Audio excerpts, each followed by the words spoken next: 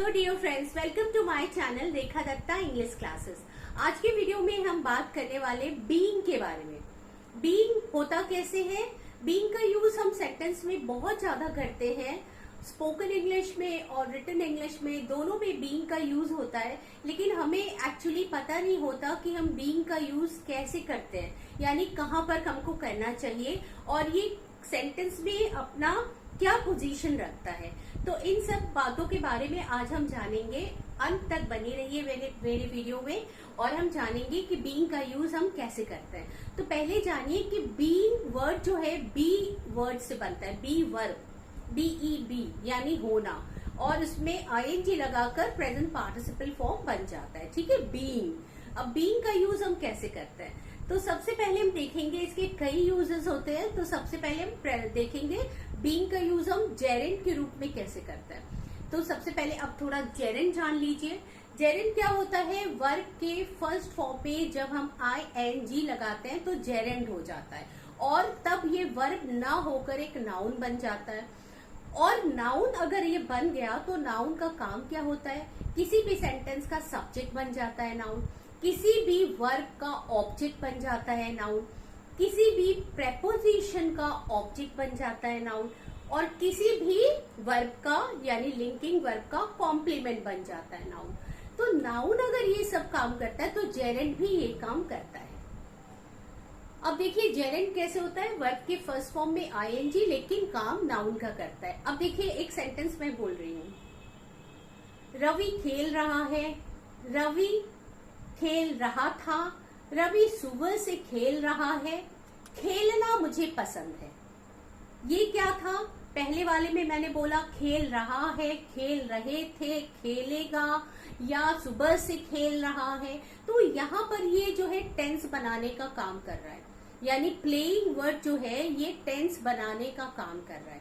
Ravi is playing, Ravi was playing, Ravi has been playing. यहाँ पर आप देखिए प्लेइंग वर्ड जो है वो मेन वर्ब के रूप में यूज हुआ है और हैज बीन, इज, वॉज, ये सारे एक्सिलरीज या हेल्पिंग वर्ब उसके पहले लगे हुए हैं, तो ये टेंस बना रहा है। लेकिन अगर मैंने बोला प्लेइंग इज माई हॉबी, ठीक है, या प्लेइंग, अब प्लेइंग में क्या? तो playing chess, playing hockey, playing badminton is my hobby. ठीक है, तो यहाँ पर प्लेइंग जो है वो जेरेंड बन गया। यानी एक और हिंदी वाला एग्जाम्पल देखिए, दौड़ रहा है, दौड़ रहे थे, सुबह से दौड़ रहा है, और दौड़ना। अब ये क्या हो गया? उस एक्टिविटी का नाम हो गया। समझ में आ रहा है? और किसी भी व्यक्ति वस्तु के नाम को हम नाउन कहते हैं, यानी जेरेंड भी तो अगर नाउन का काम कर रहा है तो वो भी नेमिंग वर्ड ही तो हो गया। समझ में आ रहा है? इसी तरह स्विमिंग कर रहा है, स्विमिंग, सुबह से स्विमिंग कर रहा है, स्विमिंग कर रहा था। स्विमिंग जो है मेरा फेवरेट पास टाइम। अब स्विमिंग क्या हो गया? स्विमिंग करना। अब ये इसी एक्टिविटी का एक नाम हो गया, इसी को जेरेंड कहते हैं। ठीक है, तो उम्मीद आपको जेरेंड पता चल गया होगा। मेरी सारी वीडियोस को जिसमें मैंने जेरेंड पढ़ाया अच्छे से देखिएगा तो जेरेंड और भी अच्छे से आपको आ जाएगा। अब देखिए कि बीइंग वर्ड जो है वो कैसे जो है एज अ जेरेंड काम करता है। अब एज अ जेरेंड काम करेगा तो नाउन है, जेरेंड जो है वर्बल नाउन कहलाता है। अब नाउन है तो किसी भी सेंटेंस का सब्जेक्ट बनेगा, बीइंग भी किसी भी सेंटेंस का सब्जेक्ट बनेगा, है ना, क्योंकि वो तो जेरेंड है। बी और ING लगाया, यानी वर्ब में ING लगाया तो ये यहाँ पे नाउन बिहेव कर रहा है। अब सेंटेंस देखिए, being a celebrity is really very difficult. Being a celebrity is really very difficult, यानी यहाँ पे बीइंग का मतलब होना हो गया, है ना, एक सेलिब्रिटी होना। Being a celebrity is really very difficult, एक सेलिब्रिटी होना बहुत ही डिफिकल्ट काम है। अब यहाँ पे बीइंग जो है जेरेंड के रूप में काम कर रहा है तो किसी भी सेंटेंस का सब्जेक्ट बन सकता है। तो यहाँ पे ये सब्जेक्ट बना, being a celebrity is really very difficult. अब यहाँ पे देखिए बेटा, बीइंग यहाँ पे होना, क्या होना? एक सेलिब्रिटी होना।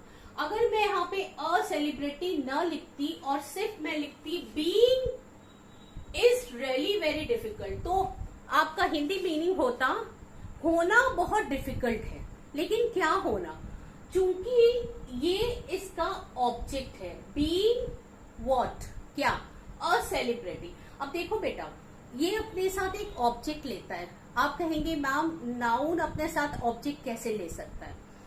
नाउन यहाँ पर जो है ये है तो नाउन बिहेव कर रहा है, लेकिन चूंकि ये वर्ब से बना है तो वो अपने साथ एक ऑब्जेक्ट लेगा अगर है तो। अगर मैंने बोला being is really very difficult, तो बीइंग व्हाट, क्या बीइंग, एक सेलिब्रिटी होना, बीइंग अ सेलिब्रेट। अब यहाँ पे बीइंग अ सेलिब्रिटी तक हमारा सब्जेक्ट है और ये इसका ऑब्जेक्ट है, अ सेलिब्रिटी इसका ऑब्जेक्ट है। टोटल मिलाकर यहाँ तक आपका सब्जेक्ट आ गया और इसे कहते हैं जेरेंड फ्रेज। यानी जेरेंड जब अपने साथ एक या दो और एक्स्ट्रा वर्ड्स को लेता है तो उसे कहते हैं जेरेंड फ्रेज। तो यहाँ पर बीइंग अ सेलिब्रिटी एक जेरेंड फ्रेज बन गया, है ना। जैसे मैंने बोला playing chess is my hobby, अब इज सब्जेक्ट, आपका वर्ब आ गया, इसके पहले प्लेइंग चेस सब्जेक्ट बन गया। इसी तरह बीइंग अ सेलिब्रिटी आपका सब्जेक्ट है यहाँ तक और इज वर्ब है। अब देखिए क्या होता है, जब आपको पता है कि बीइंग अगर नाउन का काम कर रहा है तो वो किसी भी वर्ब का सब्जेक्ट होगा, तो यहाँ पर बीइंग अ सेलिब्रिटी आपका सब्जेक्ट हो गया, ठीक है। Being a celebrity is really very difficult, तो यहाँ पे जो इज वर्ब है इसका सब्जेक्ट हो गया बीइंग अ सेलिब्रिटी। तो यहाँ पर हिंदी मीनिंग हो गया एक सेलिब्रिटी होना बहुत मुश्किल है। अब दूसरा देखिए, do you like being a housewife, क्या तुम्हें हाउसवाइफ होना पसंद है? एक सेलिब्रिटी होना, एक हाउसवाइफ होना, ठीक है। अब यहाँ पर कैसे ये जेरेंड का काम कर रहा है, देखिए नाउन का काम क्या होता है, किसी वर्ब का सब्जेक्ट बनना, किसी भी वर्ब का ऑब्जेक्ट बनना। तो यहाँ पे do you like, like verb है, डू यू लाइक, इसमें भी आपका क्या आ रहा है ना, do you like what, being a housewife. अब ये बीइंग या हाउसवाइफ जो है यहाँ पर बीइंग ऑब्जेक्ट का काम कर रहा है, ठीक है, इस वर्ब का object. Do you like being a housewife, तो ये पूरा मिलाकर एक ऑब्जेक्ट का काम कर रहा है, ठीक है। बीइंग व्हाट, अगर मैं यहाँ पे हाउसवाइफ न लिखूं और मैंने बोला do you like being a, तो मेरा सेंटेंस पूरा नहीं हो रहा है। Do you like being a housewife, तो यहाँ पर ये जो पूरा का पूरा पोर्शन है ये ऑब्जेक्ट का काम कर रहा है, ये वर्ब लाइक का। जैसे इस वर्ब का सब्जेक्ट हो गया बीइंग अ सेलिब्रिटी, उसी तरह इस वर्ब का लाइक का ऑब्जेक्ट हो गया being a housewife. Do you like being a housewife, क्या तुम्हें हाउसवाइफ बनना पसंद है या हाउसवाइफ होना पसंद है? अब ये देखिए, तो यहाँ मैंने देखा कि बीइंग वर्ड जो है जेरेंड का जब काम करेगा तो किसी वर्ब का सब्जेक्ट बनेगा, किसी वर्ब का ऑब्जेक्ट बनेगा। अब तीसरा वाला देखिए, Tom always dreamed of being a pilot. Tom हमेशा सपना देखता है, ऑलवेज ड्रीम्ड, हमेशा सपना देखा, क्या, ऑफ बीइंग अ पायलट, एक पायलट का होना। यानी टॉम जो है हमेशा सपना देखता है एक पायलट बनने का, ठीक है। अब यहाँ पे देखिए, Tom always dreamed of, Tom subject, always dreamed, हमेशा, ये तो एडवर्ब हो गया ऑलवेज, ड्रीम्ड यानी सपना देखा, टॉम ने हमेशा सपना देखा, ऑफ प्रेपोजिशन आ गया। और आपको पता है कि नॉर्मली एक प्रेपोजिशन अपने बाद एक नाउन लेता है, ठीक ना, है ना।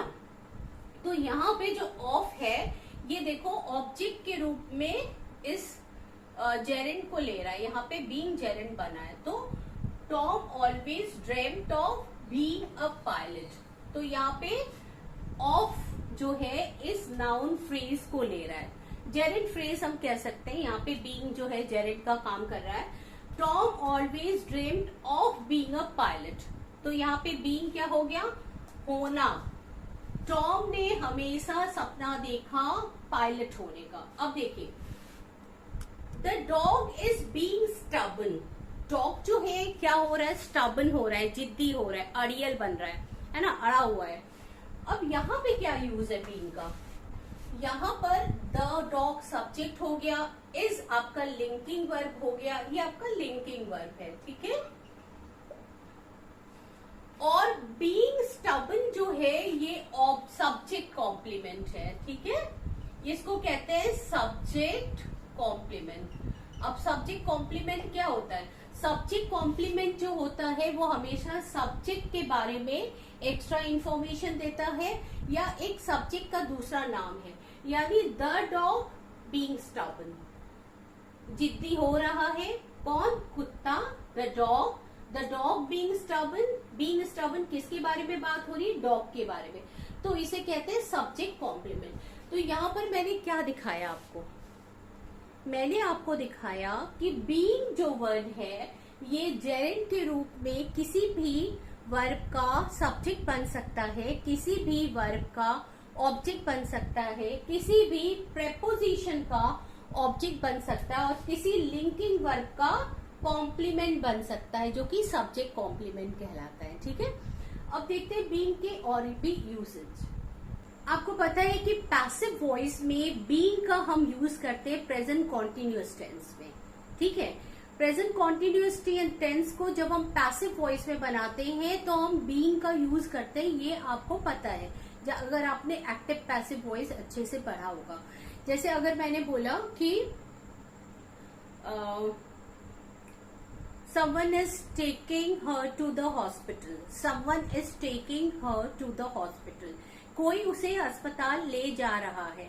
अब कोई बीमार है, सिचुएशन ऐसा है कि कोई बीमार है और उसे कोई अस्पताल ले जा रहा है। someone is taking her to the hospital। अब इसको जब पैसिव बनाएंगे तो हम कैसे बोलेंगे, she is being taken to the hospital। अब by someone लगाने की जरूरत नहीं है, she is being taken to the hospital। ये हो गया हमारा पैसिव वॉइस। यानी प्रेजेंट कॉन्टिन्यूअस टेंस में जब हम उसकी पैसिव बनाते हैं तो हम being लगाते हैं, है ना। being के बाद थर्ड फॉर्म लगा देते हैं। अब इसमें देखिए जो सेंटेंस है being का यूज कहाँ पे हो रहा है, the dinner is being prepared, यानी खाना बन के तैयार हो रहा है, खाना तैयार हो रहा है। अब देखिए किसी ने बोला, अब सिचुएशन ऐसा है कि बच्चा भूखा है और उसने अपनी माँ से बोला कि मुझे भूख लगी है। तो अगर एक्टिव वॉइस में ये होता तो होता कि the cook is preparing the food, ठीक है। अब माँ ने बच्चे को कंसोल किया और बोला कि कुक जो है वो खाना बना रहा है, the cook is preparing the food, ठीक है। लेकिन उसको जब हम पैसिव पे चेंज करेंगे, हमें ये बताना है कि खाना बनवाया जा रहा है या खाना बनाया जा रहा है।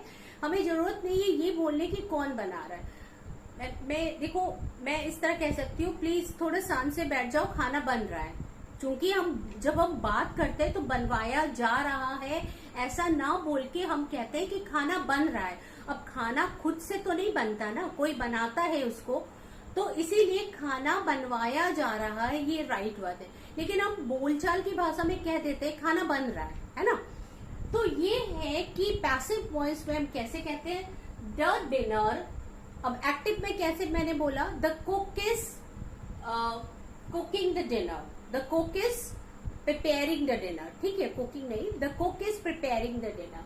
अब डिनर जो है आपका जो ऑब्जेक्ट है उसको मैंने सामने लाया और मैंने बोला the dinner is being prepared by the cook, लिखने की जरूरत नहीं है ना। अब खाना बन रहा है, हिंदी में सेंस आ गया खाना बन रहा है। तो ये हो गया आपका ऑब्जेक्ट जो सब्जेक्ट की जगह पे आए, ये हेल्पिंग वर्ब, ये मेन वर्ब, ठीक है। अब यहाँ पे देखिए the girl is being teased, यानी लड़की को जो है टीज किया जा रहा है, उसको सताया जा रहा है, ठीक है। अब एक्टिव वॉइस होता तो हम कहते हैं कि समवन इज टीजिंग द गर्ल, कोई जो है लड़की को परेशान कर रहा है ना, या लड़की को परेशान कर रहा है। कई लड़के हैं जो सिचुएशन ऐसे कि किसी लड़की को परेशान कर, या कोई लड़की नई क्लास में गई हुई है और बहुत सारे क्लासमेट जो उसको परेशान कर रहे हैं। The classmates are teasing the girl, अब यहाँ पे जब हम उसको पैसिव बनाएंगे तो ये हो जाएगा कि लड़की को सताया जा रहा है ना। The girl is being teased, अब बीइंग लगाएंगे तो वो थर्ड फॉर्म हो जाएगा इसका टीज्ड। टीजिंग की जगह is teasing, boys are teasing the girl की जगह the girl is being teased. अब बाय द बॉय भी लिख सकते हैं, ना भी लिख सकते हैं। कभी कभी जो है किसी भी सेंटेंस में डूअर को लिखने की जरूरत नहीं होती, तो हम कह सकते हैं कि the girl is being teased. अब देखिए थर्ड वाला, द पीजेंट्स यानी किसान जो होते हैं, किसान को हम पीजेंट्स बोलते हैं। The peasants are being exploited, यानी जो है किसानों पर जो क्या हो रहा है, उस पर अत्याचार हो रहा है। अब किसानों का शोषण हो रहा है। The peasants are being exploit. अब यहाँ पे बीइंग एक्सप्लॉइटेड है। अब जब उसको एक्टिव वॉइस में करेंगे तो मैं उसके डूअर को भी लिख सकती हूँ। मैंने बोला the landlord is exploiting the peasants, ठीक है। अब ये एक्टिव वॉइस में हो गया, the landlord is exploiting the peasants. अब इसको ज्यादातर हम क्या करते हैं कि सेंटेंस को पैसिव वॉइस में ही बनाते हैं, वो ज्यादा अप्रोप्रिएट लगता है। और बोलने की भाषा में भी हम कहते हैं, उसको बताया किसानों का शोषण हो रहा है ना। तो the peasants are being exploited, ये बीइंग का यूज यहाँ पे हम पैसिव वॉइस के रूप में कर सकते हैं, यानी किसानों का शोषण हो रहा है। अब आर बीइंग, इज बीइंग का मतलब यही दिखा रहा है कि पैसिव में काम हो रहा है, ठीक है। और इसके पहले जो जेरेंड वाला था उसमें होना, और इसमें हो रहा है। Is being, are being, am being जब हम लगा देते हैं तो ये काम हो रहा है। अब देखिए we are being watched all the time, हमें हमेशा जो है वॉच किया जा रहा है, यानी हमारी निगरानी रखी जा रही है। अगर उसको एक्टिव वॉइस में हम कहते हैं तो हम किसी का भी नाम ले सकते हैं। The officer is watching us, officer हमें वॉच कर रहा है। मे बी कि हम ऐसे कुछ काम में है और जो है हमारे ऊपर जो सीनियर ऑफिसर हमेशा हमको वॉच कर रहे हैं, या हमारे बॉस हमको वॉच कर रहे हैं। लेकिन उसको पैसिव वॉइस में लिखेंगे तो हम लिखेंगे we are being watched all the time, ठीक है। ऑल द टाइम हमने ऐसे ही लिख दिया, एक फ्रेज, प्रेपोजिशन एडवर्ब फ्रेज है। इसकी जगह हम ये भी लिख सकते हैं we are being watched by the boss, by the officer, by the inspector, या कुछ भी ना लिखे वी आर बीइंग वॉच्ड, ये भी लिख सकते हैं। तो आपने देखा कि पैसिव वॉइस में बीइंग का यूज कैसे करते हैं। अब देखिए बीइंग का एक तीसरा यूज जो है as a present participle phrase के रूप में। तो पहले तो ये जानिए कि प्रेजेंट पार्टिसिपल क्या होता है। देखिए वर्ब के फर्स्ट फॉर्म में ING लगाकर प्रेजेंट पार्टिसिपल एडजेक्टिव का काम करता है, यानी अपने पहले आए हुए या अपने बाद में आए हुए किसी नाउन या प्रोनाउन को जो है वो क्वालिफाई करता है। एडजेक्टिव का काम होता है किसी नाउन और प्रोनाउन को क्वालिफाई करना। तो वर्ब के फर्स्ट फॉर्म में जब ING लगाकर बीइंग बनता है तब वो प्रेजेंट पार्टिसिपल का काम करता है, यानी अपने बाद आए या अपने पहले आए किसी नाउन को क्वालिफाई करता है, ठीक है। ये तो पार्टिसिपल का काम हो गया। तब यहाँ पर अब हम देखेंगे कि कैसे जो है बीइंग का यूज हम प्रेजेंट पार्टिसिपल के रूप में करते हैं, ठीक है। अब यहाँ पे सेंटेंस को खूब ध्यान से देखिएगा तब आपको समझ में आएगा।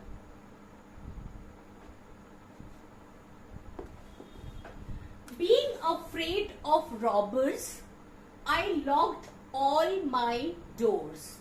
Being afraid of robbers, अब क्या है इसका मतलब हो गया, मतलब किससे डरकर, डकैतों से डरकर मैंने क्या किया, मैंने सारे दरवाजे बंद कर लिए।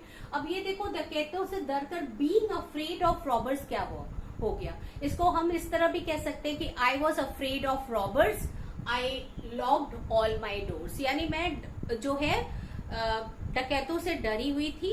I was afraid of robbers और मैंने क्या किया, I locked all the door। अब यहाँ पे डकैतों से मैं, देखो दो तरह से होता है सेंटेंस। एक आपका अगर मैंने बोला कि मैं डकैतों से डरी हुई थी, मैंने सारे दरवाजे लॉक कर दिए, और उसी सेंटेंस को हम इस तरह बोल सकते हैं कि डकैतों से डर कर मैंने सारे दरवाजे बंद कर दिए, है ना। अब यहाँ पर वही वाली चीज हो गई, हिंदी मीनिंग हो गया डकैतों से डर कर, बीइंग अफ्रेड ऑफ रॉबर्स। अब यहाँ पे देखिए बीइंग आपका प्रेजेंट पार्टिसिपल है, लेकिन बीइंग जो है प्रेजेंट पार्टिसिपल के साथ इसको पार्टिसिपल फ्रेज कहते हैं, क्योंकि बीइंग आई, अगर मैं अफ्रेड ऑफ रॉबर्स न लिखती और मैं लिखती being I locked all my door, तो कोई मीनिंग ही नहीं दे रहा है। बीइंग अफ्रेड यानी डर कर, किससे? Of robbers. So being afraid of robbers तक हमारा क्या हो गया, ये पूरा का पूरा एक पार्टिसिपल फ्रेज हो गया। ये सब्जेक्ट नहीं है बेटा, बीइंग अफ्रेड ऑफ रॉबर्स ये सब्जेक्ट नहीं है।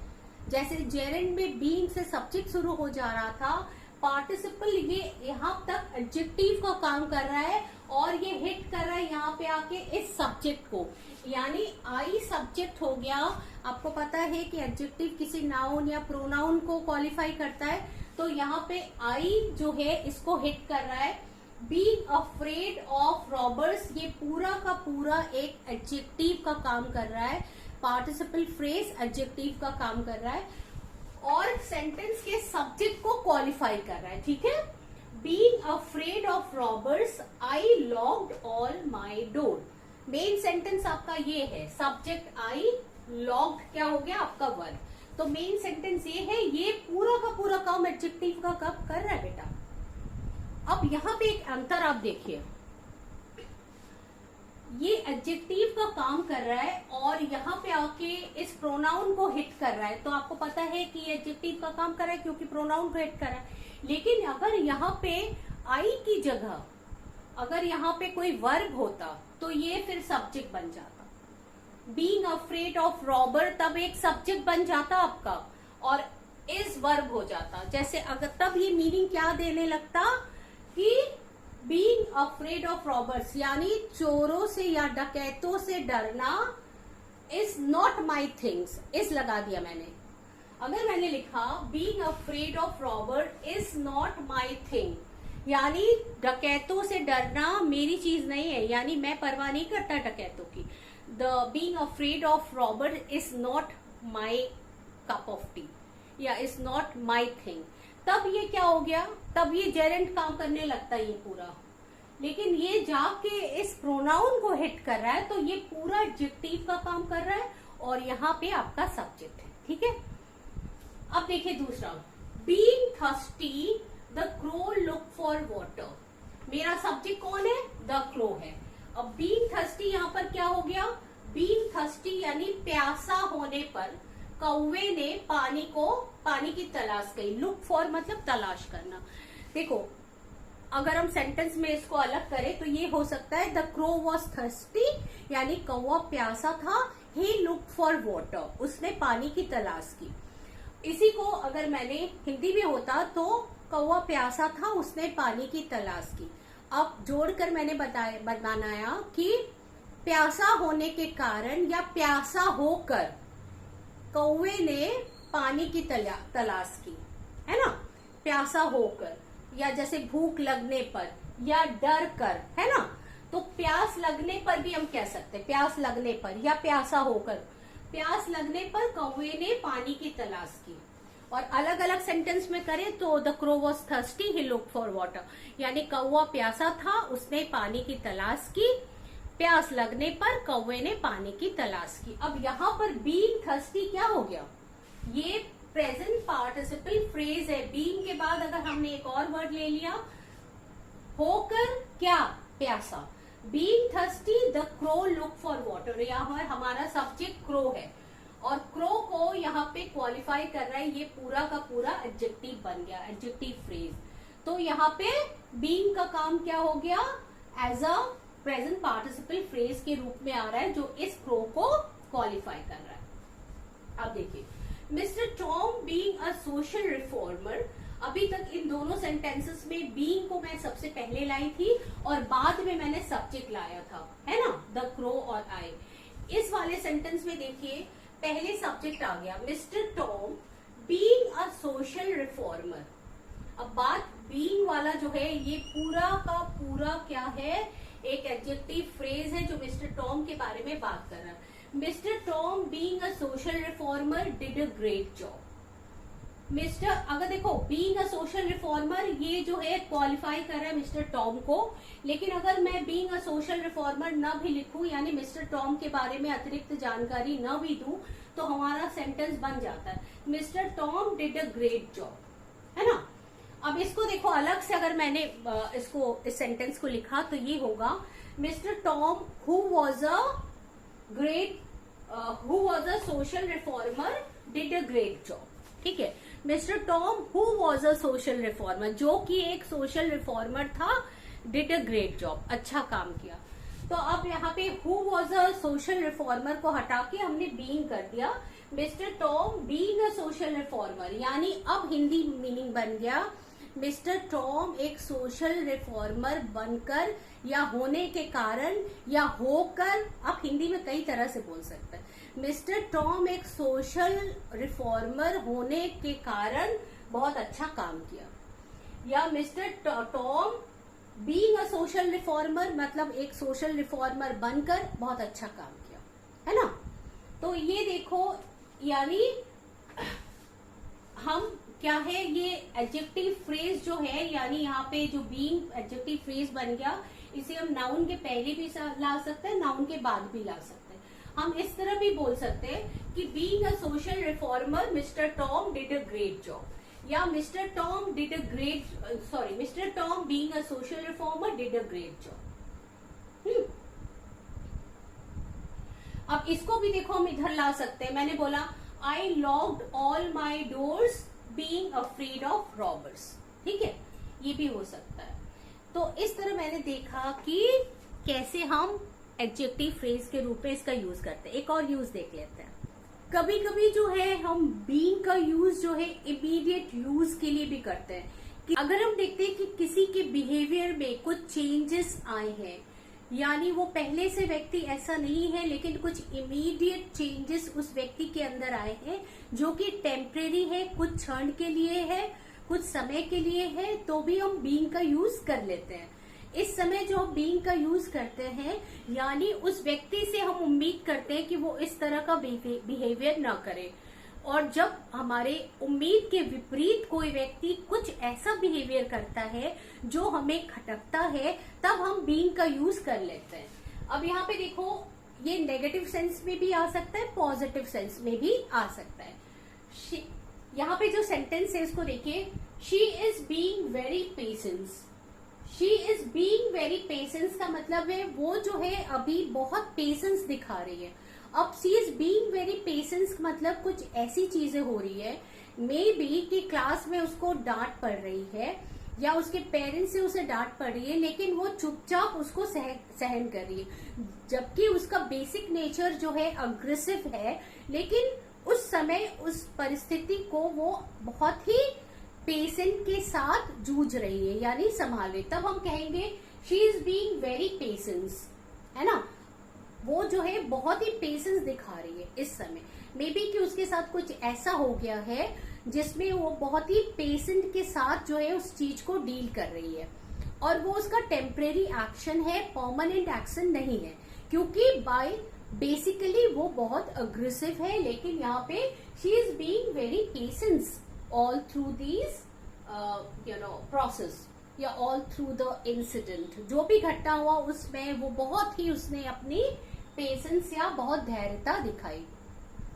इसी तरह हम कह सकते हैं स्टॉप बीइंग ड्रामेटिक, ज्यादा नाटक मत करो, stop being dramatic. May be कि कोई ऐसा व्यक्ति है जो ऐसा है नहीं एक्चुअली, लेकिन वो बहुत सूझबूझ से काम लेता होगा, लेकिन इस परिस्थिति में वो कुछ ऐसा बिहेव कर रहा है जो हम कहने पर बाध्य हो जाते हैं। स्टॉप बीइंग ड्रामेटिक, इस समय तुम ज्यादा नाटकीय ढंग से अपने आप को प्रस्तुत मत करो, ज्यादा नाटक मत दिखाओ, धैर्यता से काम लो। यानी तुम्हारा बेसिक नेचर तो है नहीं, लेकिन तुम वहां पे क्यों इतना ड्रामेटिक बन रही थी, है ना।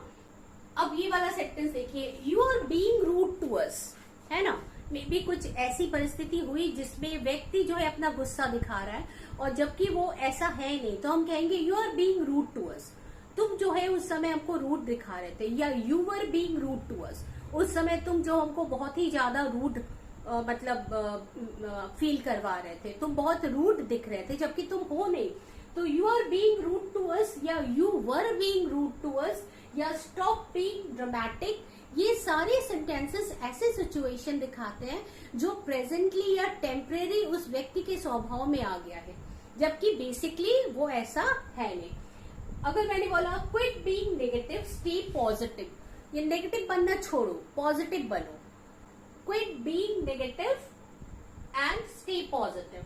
तो जब हम इस तरह के सेंटेंसेस, उम्मीद है आपको समझ में आ गया, किसी इमीडिएट यूज के लिए, किसी टेम्परेरी यूज के लिए भी हम बीइंग का यूज करते हैं। तो आज का वीडियो उम्मीद है आपको बहुत ज्यादा पसंद आया होगा, क्योंकि मैं अपने वीडियो को बहुत गहराई में आपको समझाने की कोशिश करती हूँ और उम्मीद करती हूँ कि आप जो है इस वीडियो को देखें, समझें और कमेंट करें। ठीक है।